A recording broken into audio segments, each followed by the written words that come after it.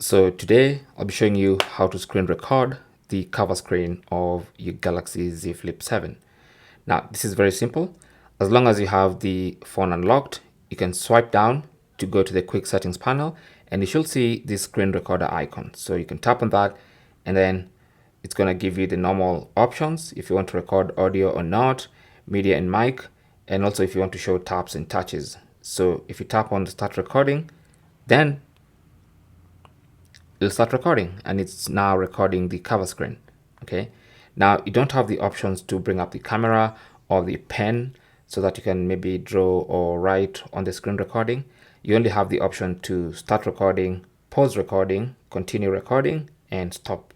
Now once you hit stop, your recording will be saved to the gallery and you can always access it through the gallery app and you can watch your screen recording.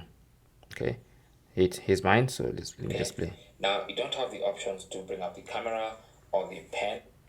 So that is basically how to screen record the cover screen of your Galaxy Z Flip 7. Thanks for watching. Don't forget to like and subscribe, and if you have any comments or questions, talk to us in the comment section. Good luck.